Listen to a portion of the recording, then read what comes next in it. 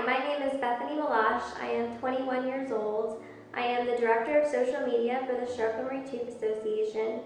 I also study nutritional science at UC Berkeley, and I have CMT type 1A.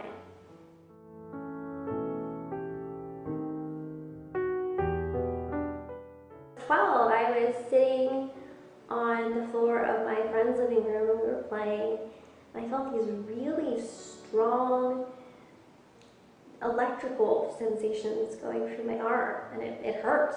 And I told my parents, and I said, I think there's something wrong. And so they took me to the neurologist, and he pretty much glanced at me and told me that I had CMT. It was very obvious, and I do have a family history of CMT. My dad has never been formally diagnosed, but is symptomatic, and many of his family members have been diagnosed with CMT 1A as well. I have felt physically isolated from other people as long as I can remember.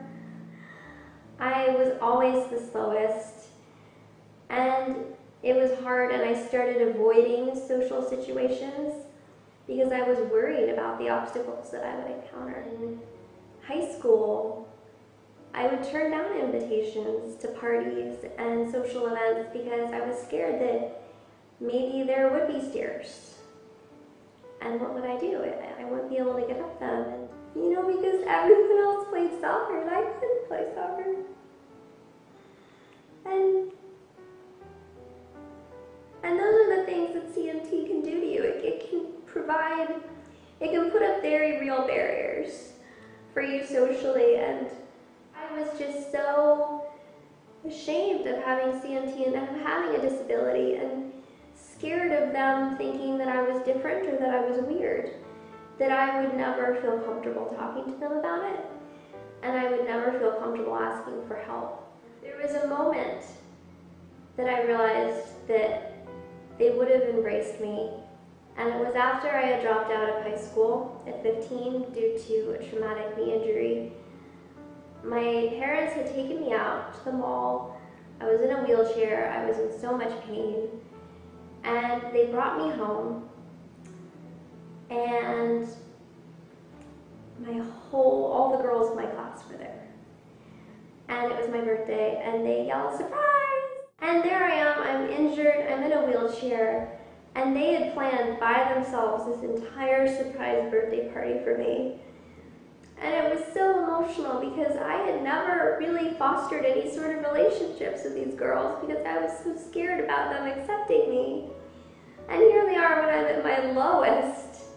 I'm in a wheelchair, I'm completely incapacitated, and they did this whole event for me. And it was wonderful, but it was also really sad because I realized that I wasted years by feeling like I wouldn't be accepted.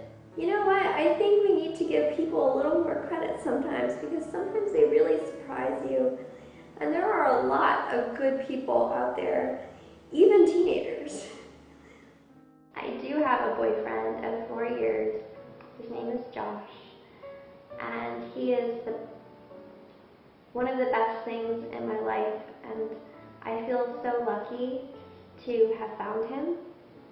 He has been the most incredible support for me with my CMT. Something that wasn't ever really a big deal to me because she was open and honest about it, and it's like, okay. I still like Bethany, she's in a wheelchair, and whatever. We often don't think that other people are going to accept us because we still haven't accepted ourselves. One important thing about dating Bethany is she never really had the attitude of, I'm never going to find anyone. That sort of attitude of assuming things are never going to work out just from the start, I find really unattractive, at least speaking for myself.